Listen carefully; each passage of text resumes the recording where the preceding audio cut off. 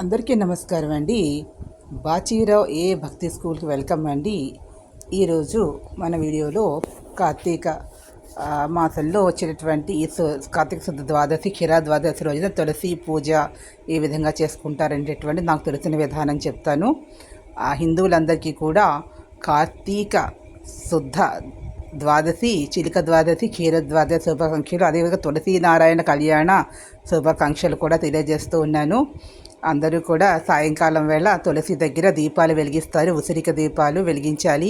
ఈ డొప్పలు తొందలని చెప్పి అవి అలకతే అరటి డొప్పలతో కానీ వెలిగించాలి. అంతే కొబ్బరి చిప్పలతోటి, అదేవిధంగా నిమ్మ డొప్పలని, నారింజ డొప్పలని అలాంటి తినేసి ఉంటాయి. అయినా నిమ్మ నారింజ పనికిరావండి.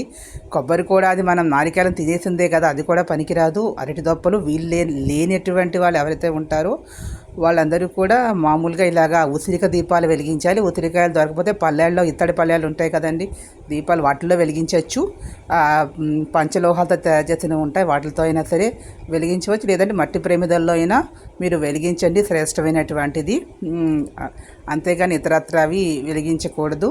అదేవిధంగా తులసి మొక్కని సింపుల్గా పూజా విధానం చెప్తాను నేను. తులసి మొక్క తెచ్చుకుని ఇంట్లో కొత్త లక్ష్మీ తులసిని, కృష్ణ తులసి తెచ్చుకుని తులసి కోటలో నాటుకోండి. సాయంకాలం స్నానం చేసిన తర్వాత నాటుకుని, అలాగే ఉసిరి కొమ్మ కూడా నాటుకున్న తర్వాత కాయలు ఉన్నటువంటి లేకపోయినట్లయితే మా కొమ్మైనా సరే నాటుకుని తులసి కోట దగ్గర శుభ్రంగా కడిగి ముగ్గు వేసుకుని అక్కడ ఒక ఎనిమిది అష్ట పద్మాలు వేసుకోండి. శక్తి లేనటువంటి ఒక పద్మమైనా వేసుకుని అందులో పసుపు కుంకాలు వేసుకొని ఒక అరిటాకు కానీ తామరాకు కానీ, తామరాకు లభ్యత అరిటాకైనా వేసి దాని మీద దీపపు మనకి చెప్తున్న సామాగ్రి అంతా కూడా పెట్టుకోండి. తులసి దగ్గర కింద నేల మీద పెట్టకూడదు కాబట్టి ఒక ఆకేసి పెట్టుకోవాలి.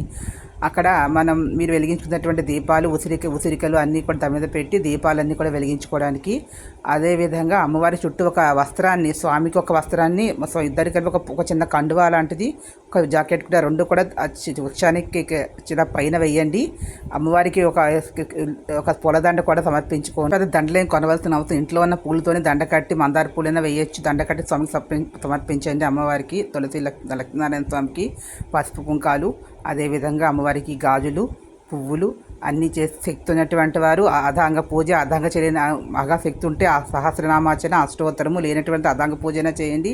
అది కూడా చేత కాకపోతే ఓం నమో నారాయణ, ఓం తులసీదేవి హనుమ అనుకుంటూ తులసి లక్ష్మీనారాయణ స్వామి ఆ పేరుని స్మరించుకుంటూ పుష్పాలు సమర్పించుకుని దీపాలు వెలిగించి నైవేద్యాలు బెల్లముక్క, అరటిపళ్ళు, ప్రసాదాలు ఉంటే అటుకులతోటో, ప్రసాదాలు ఉంటే శక్తి ఉన్న వాళ్ళు ప్రసాదాలు పెట్టిన, శక్తి లేని వారైతే మీరు కనుక భోజనం చేసినట్లయితే అన్నం కూడా వండి మహానైవేద్యం పెట్టవచ్చు. భోజనం చేయలేని వాళ్ళు అటుకుల నైవేద్యం పెట్టాలి. వేయగలిగినటువంటి వాళ్ళు వస్త్రాన్ని, ఎగింపవేతాన్ని, షోడశోపచార పూజ సమర్పించవచ్చు. స్వామికి అన్ని కూడా లేనటువంటి తులసి మొక్కలు కాస్త నీళ్లు పోసుకొని 2 పుష్పాలు పెట్టి నమస్కారం చేస్తున్నా చాలు. తులసి మహత్యాన్ని శక్తి ఉన్న వాళ్ళు పూజ అయిన తర్వాత వ్రత కథ అయిన తులసి మహత్యం తప్పకుండా చదవాలి. మీకు కృష్ణస్వామి కానీ లక్ష్మీనారాయణ కానీ ప్రతిమం దాంట్లో పెట్టుకోవచ్చు. బొమ్మ ఉన్నా సరే తులసి కోటలో పెట్టుకోవచ్చు. ఏమీ లేకపోతే ఫోటో అయినా మనం పెట్టుకోవచ్చు, కృష్ణుడిదైనా లక్ష్మీనారాయణదైనా సరే.